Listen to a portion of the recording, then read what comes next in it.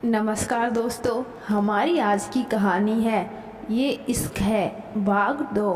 विकास जी hospital पहुंचते हैं और रिसेप्शन पर पूछते हैं, विकास जी अभी मुझे इस हॉस्पिटल से फ़ोन आया था कि मेरी बेटी का एक्सीडेंट हो गया। रिसेप्शनिस्ट, यस सर, वो आईसीयू में है, यहाँ से लेफ्ट साइड। विकास जी आईसीयू के सामने पहुंचते हैं तो उन्हें डॉक्टर मिल जाते हैं।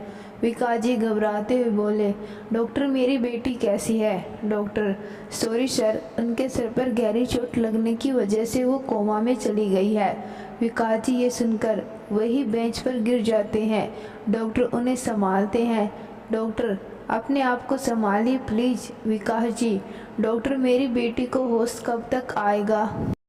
डॉक्टर, इस मामले में मैं कुछ कह नहीं सकता। उनको होश आने में 1 हफ्ता, महीना या साल, कितना भी वक्त लग सकता है। विकास जी, क्या मैं अपनी बेटी को देख सकता हूँ और उसे घर ले जा सकता हूँ? डॉक्टर, देखिए आप उन्हें देख सकते हैं पर उन्हें अभी यही रहने दीजिए, यहाँ उनकी देखभाल सही से होगी। विकास जी, डॉक्टर हॉस्पिटल की फ़ीस? डॉक्टर जी, वो तो इन्हें लेकर आए थे, यहाँ उन्होंने जमा कर दी है। विकास जी, वो कहाँ है? डॉक्टर, वो तो चले गए। इसके बाद विकास जी श्रुति को देखने चले जाते हैं। विकास जी के जाने के बाद करण आता है। करण, थैंक यू डॉक्टर, आपने उन्हें कुछ नहीं बताया। डॉक्टर, इसमें थैंक यू कोई बात नहीं, आजकल तो लोग एक्सीडेंट करके मरीज को वही मरने को छोड़ जाते हैं। हॉस्पिटल बिल भी दे दिया, इतने बड़े आदमी होकर भी। करण, बड़े आदमी होने का ये मतलब नहीं कि हम इंसानियत ही भूल जाए। Doctor, great thinking. डॉक्टर वहाँ से चले जाते हैं और कुछ देर में विकास जी भी घर के लिए निकल जाते हैं। करण आईसीयू के गेट से श्रुति को देखते हुए सोचने लगता है कि एक्सीडेंट कैसे हुआ। फ्लैशबैक। पार्टी खत्म होने के बाद करण और सिद्धार्थ वहां से निकलते हैं तो सिद्धार्थ सब गार्ड्स को जाने को बोलकर खुद गाड़ी के खाड़ी को लेकर ड्राइविंग सीट पर बैठ जाता है और करण को अपने साथ आने को बोलता है। कार में करण सिद्धार्थ को छेड़ते हुए बोला, तुझे क्या हो गया था? जिस सिद्धार्थ रॉय ने आज तक किसी अपने साथ काम करने के लिए नहीं कहा, आज एक अनजान लड़की को खुद काम ऑफर किया। चल क्या रहा है सिड? सिद्धार्थ खोए हुए, पता नहीं यार, मन किया तो दे दिया। ऐसे अचानक कैसे मन कर गया? कोई और बात तो नहीं है? करण ने सिद्धार्थ को छेड़ते हुए कहा। सिद्धार्थ बोल ही रहा होता है कि इतने में गाड़ी के सामने एक डॉगी आ जाता है। उसे बचाने के लिए सिद्धार्थ दूसरी तरफ मोड़ देता है। उतने में सामने से आती हुई लड़की को टक्कर लग जाती है। सिद्धार्थ जैसे ही बाहर जाने को होता है, करण उसे रोक देता है। करण, नो सिद्धार्थ, तुम मत जाओ, देखो भीड़ लग गई है, तुम जाओगे तो प्रॉब्लम हो जाएगी और अगर मीडिया में बात गई तो बेवजह का इशू बन जाएगा। सिद्धार्थ, लेकिन करण तुम जाओ, मैं देख लूँगा। सिद्धार्थ, ओके, फ्री होकर मुझे इन्फॉर्म कर देना। सिद्धार्थ वहाँ से चला जाता है और करण श्रुति को लेकर हॉस्पिटल जाता है। Flashback and. करण मन में कैसा करिश्मा है। जिस लड़की ने सिद्धार्थ की जान बचाई थी, आज उसी का एक्सीडेंट सिद्धार्थ से ही हो गया। अब आप सोच रहे होंगे कि करण को कैसे पता कि श्रुति ने ही सिद्धार्थ की जान बचाई। करण को इंटरनेट पर डाले गए वीडियो से पता चला, जो एक्सीडेंट के टाइम वीडियो बनाकर इंटरनेट पर डाला गया था। इसके बाद करण भी वहां से चला जाता है। श्रुति का घर। विकास जी घर पहुंचते हैं तो कामनी जी और किरण बैठकर खाना खा रही होती हैं। विकास जी गुस्से से चिल्लाते हुए बोला, वहाँ श्रुति हॉस्पिटल में है और तुम लोग यह खाना खा रही हो। कामनी जी अपना खाना खाते हुए बोली, तो हम क्या करें, मरी तो नहीं है जो हम खाना पीना छोड़ दे। कामनी जी का ऐसा जवाब सुनकर विकास जी आगे कुछ नहीं कहते और अपने कमरे में चले जाते हैं। कामनी जी और किरण भी डिनर करके सोने चली जाती हैं। नेक्स्ट मॉर्निंग किरण रेडी होकर रॉय ग्रुप के लिए निकल जाती है। वहां पहुंचती है तो करण उसे नीचे ही मिल जाता है। उसके साथ सिद्धार्थ के केबिन में चली जाती है। किरण पढ़कर कॉन्ट्रैक्ट साइन करती है तो सिद्धार्थ उसे अगले दिन फोटोशूट के लिए कहता है और एड्रेस और टाइमिंग करण मैसेज करके बता देगा। किरण ओके बोलकर चली जाती है। अब रोज़ किरण जब भी फ़ोटोशूट को आती तो सिद्धार्थ वहां पहुंच जाता। वह किरण की तरफ अट्रैक्ट होने लगा था। जब सिद्धार्थ ने ये बात करण को बताई तो करण ने कहा कि उसे किरण से प्यार हो गया है। तो सिद्धार्थ ने पूछा, मैं क्या करूं? करण ने उसे किरण को प्रपोज करने को कहा तो सिद्धार्थ ने कहा, तो मैं किरण को उसकी फ़ोटोशूट के लास्ट डे को उसे प्रपोज कर दूंगा। करण ने ठीक है कहा। आज किरण के फ़ोटोशूट का लास्ट डे था। किरण का फ़ोटोशूट ख़त्म होते ही सिद्धार्थ वहां पहुंच जाता है। सिद्धार्थ को देखते ही किरण भी उसके पास आ जाती है। सिद्धार्थ, आज तुम्हारा शूट का कॉन्ट्रैक्ट हो डिप्लोमा पूरा हो गया है और कॉन्ट्रैक्ट ख़त्म हो गया, तो तुम मेरे साथ डिनर पर चलोगी? श्योर, मैं ज़रूर चलूँगी, किरण ने कहा। फिर दोनों एक बड़े से मूनलाइट रेस्टोरेंट में आते हैं। ये इंदौर का नंबर 1 रेस्टोरेंट है। आज से पहले भी सिद्धार्थ किरण को यही कॉफ़ी या डिनर और लंच के लिए लाता था, पर आज रेस्टोरेंट पूरा खाली था और बहुत अच्छे से डेकोरेट किया था। रेड और वाइट बैलून से पूरे रेस्टोरेंट को सजाया गया था और रेस्टोरेंट के बीचों बीच एक टेबल को बहुत सुंदर डेकोरेट किया गया था। I like that. किरण ये सब देखकर समझ चुकी थी सिद्धार्थ उसे प्रपोज करने वाला है। वह कुछ नहीं बोलती। सिद्धार्थ उसे टेबल के पास लेकर जाता है और उसके लिए एक जेंटलमैन की तरह चेयर पीछे करता है और किरण को बैठने के लिए बोलता है। किरण भी बैठ जाती है और सिद्धार्थ भी अपने चेयर पर बैठ जाता है। सिद्धार्थ 2 बार ताली बजाता है तो एक वेटर डिनर लाता है और टेबल पर रखता है और सर्व करने के लिए पूछता है। सिद्धार्थ उसे मना कर देता है और जाने के लिए कहता है।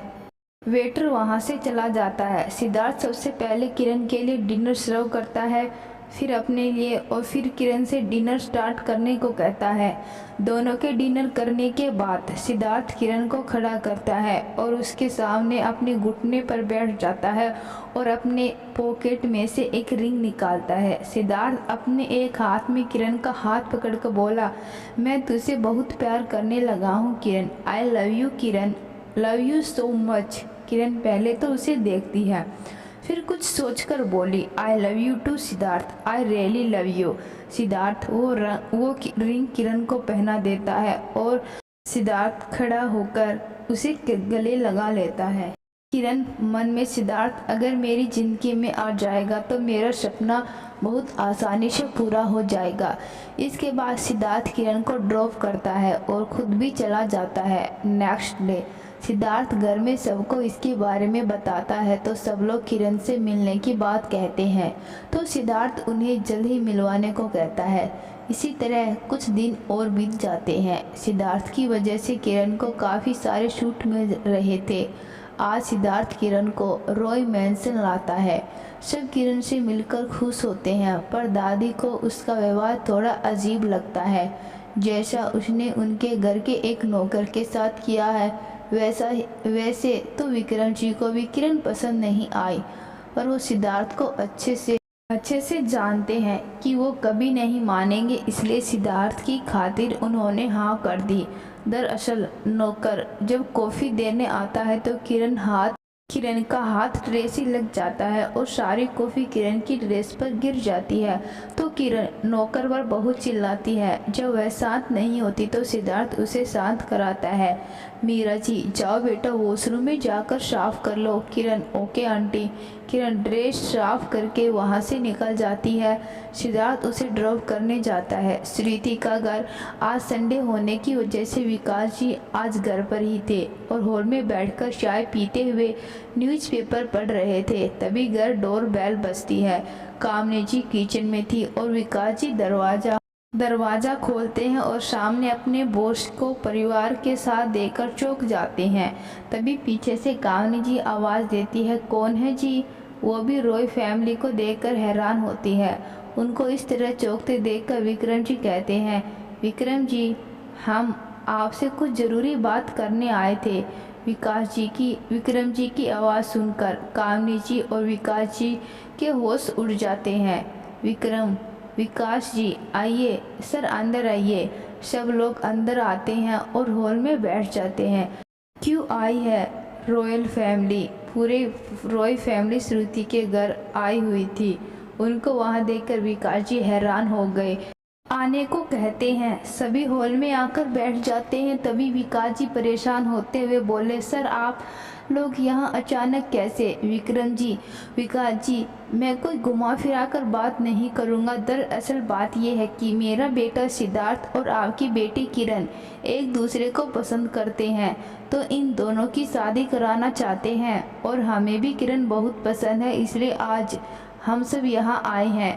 विकास जी पर ऐसे कैसे? आप लोग इतने बड़े लोग हैं। मीरा जी ये आप कैसी बात कर रहे हैं भाई साहब? इसमें बड़े छोटे की बात कहाँ से आ गई? बच्चे एक दूसरे को पसंद करते और फिर हमें भी कोई एतराज़ नहीं है, तो आप भी हाँ कर दीजिए बच्चों की खुशी के लिए। विकास जी उनकी बात सुनकर सोचने लगते हैं। वो कुछ बोलते उससे पहले ही कामनी जी उनसे कहती है, आप मान जाइए न, बच्चों भी एक दूसरे को पसंद करते हैं और फिर ये सब खुद हमारे घर आए हैं। सबकी बार बार कहने पर विकास जी मान जाते हैं। विक्रम जी खुश होकर बोले, तो फिर हम जल्द से जल्द शादी का मुहूर्त निकलवाते हैं। तभी मीरा जी कहती है, अरे आप चिंता मत कीजिए, मैंने हमारे पंडित जी से पहले ही मुहूर्त निकलवा लिया है। परसों सगाई है और आज से 10 दिन बाद शादी का मुहूर्त निकला है। उनकी बात पर विकास जी परेशान होते हुए बोले, इतनी जल्दी सब तैयारियां कैसे होंगी? विक्रम जी उनको शांत कराते हुए बोले, आप चिंता मत कीजिए, वो सब हम देख लेंगे। कुछ देर बात करने के बाद रॉय फैमिली वहाँ से चली जाती है। ये सब सुनकर खुश हो जाते हैं, पर सबसे ज़्यादा खुश 2 लोग थे, सिद्धार्थ और कामनी जी। सिद्धार्थ अपने प्यार के पूरे होने की वजह से और कामनी जी अपनी बेटी को इतने अमीर घर जाने का सोचकर। रॉय फैमिली के जाने के बाद कामनी जी और विकास जी हॉल में बैठे बात कर रहे थे। तभी वहाँ किरण आती है। किरण को देखते ही कामनी जी किरण को गले लगाकर बोली, आज मैं बहुत खुश हूँ, मेरी बेटी की शादी इतने बड़े घर में होगी। किरण, मम्मा आप ये क्या बोल रही हैं? मेरी शादी किससे? कामनी जी, अरे हाँ बेटा, रॉय फैमिली आई थी आज तुम्हारा और सिद्धार्थ का रिश्ता फिक्स करके अभी गई है। कामनी जी की बात सुनकर किरण बहुत खुश हो जाती है। विकास जी परसों सगाई है और 10 दिन बाद शादी का मुहूर्त निकला है। उनकी बात सुनकर किरण बहुत ज़्यादा खुश हो जाती है और फ्रेश होने का बोलकर अपने कमरे में चली जाती है। किरण अपने कमरे में आती है और सिद्धार्थ को कॉल करती है। सिद्धार्थ कॉल पिक करते ही बोला, कैसा लगा सरप्राइज जान? किरण जागते हुए बोली, बहुत अच्छा, ये तो मेरी पूरी लाइफ का बेस्ट सरप्राइज था। I love you Siddharth. Love you too जान। सिद्धार्थ कॉल कट देता है। किरण अपने दोस्तों को कॉल कर शाम को रेस्टोरेंट में मिलने को बोलती है और सरप्राइज देने की बात बोलती है। किरण शाम को वहां आती है तो उसके सारे फ्रेंड उसका ही वेट कर रहे होते हैं। रोनी भी वहां होता है। किरण, हाय गाइज, सभी फ्रेंड उसे हाय बोलते हैं। तभी किरण के फ्रेंड शाइना कहती है, अब बताएगी सरप्राइज क्या है जो तूने हम सबको यहाँ बुलाया है? किरण खुश होते हुए, मेरी शादी फिक्स हो गई और परसों सगाई है। किरण की बात सारे दोस्त हैरान हो जाते हैं। किरण का फ्रेंड नीरज, ये कब हुआ और किससे तेरी शादी फिक्स हुई है? किरण, मेरी शादी आज ही फिक्स हुई है और my hold be husband name is number 1 business tycoon of Asian, Siddharth Roy है। ये सुनकर तो सब शौक हो जाते हैं कि इंडिया का मोस्ट हैंडसम एंड बैचलर सबसे रिच पर्सन किरण का होने वाला हस्बैंड है। शाना चौंकते हुए बोले, व्हाट, ये कैसे पॉसिबल है? इंडिया का most handsome and richer person तेरा वुड बी हस्बैंड? तू कोई मजाक तो नहीं कर रही है? किरण, मैं कोई मजाक नहीं कर रही हूँ। सिद्धार्थ मुझसे बहुत प्यार करता है। नीरज, तो फिर आज की ट्रीट तेरी तरफ से? किरण, या श्योर। आई किरण सबको ट्रीट देती है। सब उसे कॉन्ग्रेचुलेशन बोलकर चले जाते हैं रोनी को छोड़कर। सबके जाने के बाद रोनी थोड़ा परेशान होते हुए, तू इतनी जल्दी शादी क्यों कर रही है? किरण उसकी बात सुनकर बोली, क्यों, इसमें क्या प्रॉब्लम है, तू ऐसा क्यों बोल रहा है। रोनी उसकी बात का जवाब देते हुए बोला, प्रॉब्लम ये है कि अभी अभी तुमने अपना कैरियर स्टार्ट किया है और तुझे पता है ना कि रॉय फैमिली की लेडीज काम नहीं करती, तो फिर तेरे सपनों का क्या होगा। किरण उसकी बात सुनकर कुछ सोचने लगी, फिर अपने ख्यालों को साइड करते हुए बोली, नहीं ऐसा कुछ नहीं होगा, मैं सिद्धार्थ से बात कर लूँगी, कोई प्रॉब्लम नहीं होगी। उसकी बात पर रोनी, जैसी तेरी मर्जी, लेकिन फिर भी एक बार इस बारे में सोच लेना। किरण घर पहुंचती है तो देखती है कि कामनी जी हॉल में बैठकर कुछ कपड़े देख रही थी। किरण देखते ही उससे कहती है, कामनी जी। कुछ सोते हुए किरण को देखकर रॉय फैमिली ने कितने अच्छे अच्छे और महंगे कपड़े भेजे हैं। उनकी बात सुनकर किरण भी फिर कपड़े देखने लग जाती है और रोनी की बात को भूल जाती है। इसी तरह दोनों फैमिली सगाई और शादी की तैयारी में बिजी हो जाती हैं। Engagement day ring ceremony Roy mention में होती है। इसमें दादी के कहने पर मीडिया को नहीं बुलाया जाता। सिद्धार्थ और किरण रिंग एक्सचेंज करते हैं। रिंग सेरेमनी के बाद सब घर आ जाते हैं। ऐसे ही दिन निकलने लगते हैं। शादी के 3 दिन पहले आज से शादी के सभी फंक्शन शुरू होने थे। सुबह ही विकास जी को हॉस्पिटल से फ़ोन आता है कि श्रुति को होश आ गया। विकास जी तुरंत हॉस्पिटल चले जाते हैं। विकास जी हॉस्पिटल पहुंचते हैं और डॉक्टर से मिलते हैं। डॉक्टर उन्हें श्रुति के पास ले जाते हैं। श्रुति विकास जी को देखकर बोली, पापा मम्मी और किरण नहीं आए। विकास जी प्यार से उसके सिर पर हाथ फेर कर, नहीं बेटा वो घर पर है, तुम कैसी हो, कहीं दर्द तो नहीं हो रहा है। श्रुति हल्का सा मुस्कुराते हुए बोली, नहीं पापा मैं बिल्कुल ठीक हूँ, बस पापा मुझे घर जाना है, मुझे यहाँ बिल्कुल अच्छा नहीं लग रहा, प्लीज़ घर ले चलो ना। उसकी बात सुनकर विकास जी कुछ कहते उससे पहले ही डॉक्टर वहाँ थे। वो बोले, नहीं आपको आज ही होश आया है, आप इस वीक यहीं पर रहोगी, आप घर नहीं जा सकती। श्रुति मासूम सा क्यूट सा चेहरा बनाकर बोली, प्लीज़ डॉक्टर अंकल मैं यहाँ रहूँगी तो और बीमार हो जाऊँगी, प्लीज़ आप मुझे डिस्चार्ज कर दीजिए। उसकी इस बात पर डॉक्टर और विकास को भी हंसी आ जाती है और वो दोनों ही उसका इतना क्यूट सा फेस देखकर पिघल जाते हैं। डॉक्टर मुस्कुराते, ओके पर आपने इसका ख्याल रखना होगा और मेडिसिन टाइम पर लेनी होंगी। श्रुति खुश होकर चहकते, ओके डॉक्टर अंकल। विकास जी श्रुति को लेकर घर आते हैं और उसे उसके कमरे में छोड़कर रेस्ट करने को बोल कर चले जाते हैं। उनके जाने के बाद कामनी श्रुति के रूम में आती है। उन्हें देखकर श्रुति, मम्मी आपको कोई काम था क्या। उसकी बात पर कामनी गुस्से में, मुझे ज़्यादा मम्मी मम्मी मत बोला कर, तू मेरी बेटी नहीं है समझी, और मैं तो तुझे ये बताने आई थी कि किरण की शादी फिक्स हो गई बहुत बड़े घर में और आज उसके सारे फंक्शन शुरू हो रहे हैं। घर में मेहमानों का आना जाना होगा तो तू अपने कमरे से बाहर मत आना, खासकर किरण के ससुराल वालों के सामने तो ध्यान रहे तू अपने कमरे से भी बाहर नहीं निकलेगी। और तेरे पापा को इस बारे में कुछ पता नहीं चलना चाहिए कि मैंने तुझे मना किया है। उनकी बात पर श्रुति धीरे से अपना चेहरा नीचे करके, जी मैं पापा से कुछ नहीं कहूँगी और न ही कमरे से बाहर जाऊँगी। फिर कामनी जी वहाँ से चली जाती हैं और श्रुति को भी दवाइयों की वजह से नींद आने लगती है तो वह सो जाती है। अगले दिन श्रुति का घर, आज किरण की मेहंदी होती है तो मीरा जी सुगुन की मेहंदी लगाने आने वाली होती हैं। किरण घर से बाहर जा रही होती है कि कामनी जी उसे रोक देती है। कामनी बेटा तू कहाँ जा रही है। किरण उन्हें जवाब देते हुए बोली, मम्मा मैं तो एक इमरजेंसी शूट के लिए जा रही हूँ। कामनी जी थोड़ा गुस्से से, ये क्या पागलपन है, अभी तेरी सास सगुन की मेहंदी लगाने आती होगी और तू बाहर जा रही है। उनकी पर किरण परेशान होकर बोली, लेकिन मम्मा। किरण को बीच में ही रोकते हुए कामनी जी, लेकिन कुछ नहीं, और वैसे भी इतने बड़े घर में तेरी शादी हो रही है, तुझे काम के लिए इतना परेशान होने की जरूरत नहीं है, वहाँ तू रानी बनकर रहेगी। इतना बोलकर कामनी जी वहाँ से चली जाती है। उनकी इस बात से किरण को रोनी की बात याद आ जाती है और वो सोचने लगती है कि जब उसकी मम्मा ही ये बोल रही है तो वहाँ तो उसे मॉडलिंग के लिए बिल्कुल मना कर दिया।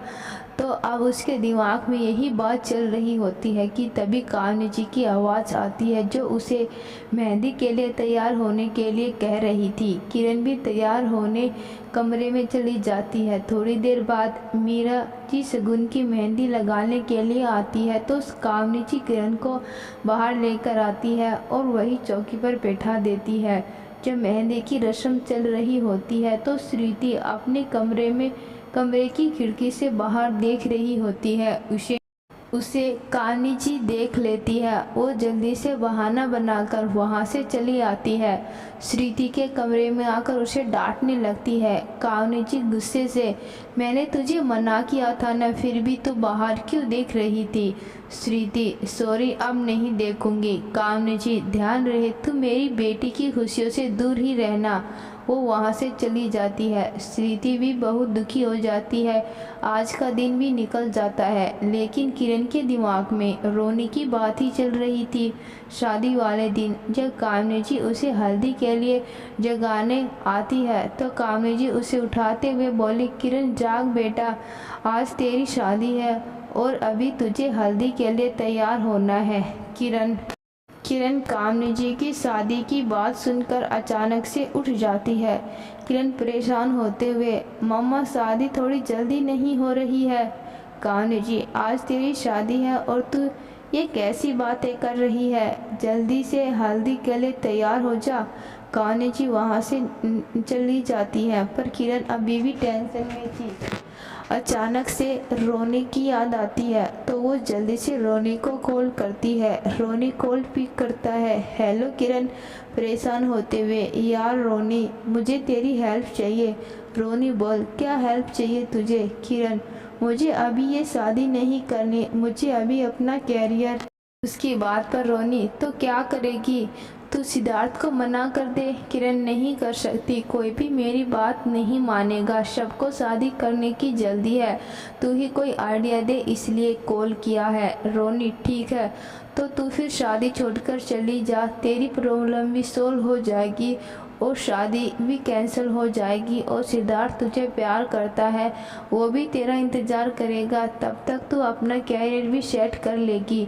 किरण, तू सही बोल रहा है, मैं अपना सामान पैक करती हूँ, तू लेने आ जा। रोनी ओके बोलकर कॉल कट कर देता है। रात का वक्त, बारात आ चुकी थी और सिद्धार्थ मंडप में बैठा हुआ था। सिद्धार्थ, तभी पंडित जी दुल्हन को लाने के लिए बोलते हैं तो कामनी जी किरण को लेने उसके कमरे में जाती है। कामनी जी कमरे के बाहर पहुंचकर दरवाज़ा नॉक करती है। कामनी जी, किरण बेटा, तुम रेडी हो गई हो तो दरवाज़ा खोलो, तुम्हें नीचे पंडित जी शादी के लिए बुला रहे हैं। कई बार नॉक करने पर भी जब दरवाज़ा नहीं खुलता तो कामनी जी दरवाजे को हल्का सा पुश करती हैं तो डोर ओपन हो जाता है। वो अंदर जाती है। कामनी जी अंदर आकर किरण को आवाज़ देती है पर रूम में कोई दिखता नहीं। वो वॉशरूम चेक करती है पर वहाँ भी कोई नहीं होता। किरण के कमरे में न होने पर कामनी जी परेशान हो जाती है। तभी उसकी नज़र बेड पर रखे शादी के जोड़े और उसके ऊपर रखे एक पेपर पर जाती है। वो जल्दी से बेड से उस पेपर को उठाकर पढ़ने लगती है जिसमें लिखा था, मम्मा, मैं ये शादी अभी नहीं कर सकती, अभी तो मेरा कैरियर शुरू हुआ है और मुझे इतनी जल्दी शादी जैसे रिश्ते में नहीं बनना है और मैं शादी की जिम्मेदारी को नहीं उठा सकती। अभी मुझे सिर्फ अपना कैरियर बनाना है जो मैं शादी के बाद नहीं कर पाऊंगी। सिद्धार्थ से कहना कि मेरा इंतज़ार करे, मेरे आने के बाद हम शादी करेंगे। I am sorry mom, but this time my career is my first priority, not marry girl. Kiran Kanha ji परेशान होकर बेड पर दम से बैठ जाती है और कहती है, ये क्या किया इस पागल लड़की ने। ये रॉय फैमिली की बहू बनने वाली थी, इसकी सारी खुशियाँ पूरी होती और ये रानी बनकर रॉय मैंसन में रहती, पर इसने तो अपने पैरों पर ही कुल्हाड़ी मार ली। अब मैं क्या करूं। फिर वो जल्दी से नीचे जाती है और शव की नज़रों से बचते हुए विकास जी को अपने साथ चलने को कहती है। तो दोस्तों, कहानी के अगले भाग में देखते हैं कि विकास जी को जब किरण की सच्चाई पता चलेगी तो क्या करेंगे। जल्द ही मिलते हैं कहानी के अगले भाग में। आज की कहानी आपको कैसी लगी कमेंट बॉक्स में ज़रूर बताना। कहानी अच्छी लगी, कहानी को लाइक शेयर और चैनल को सब्सक्राइब जरूर करना। धन्यवाद।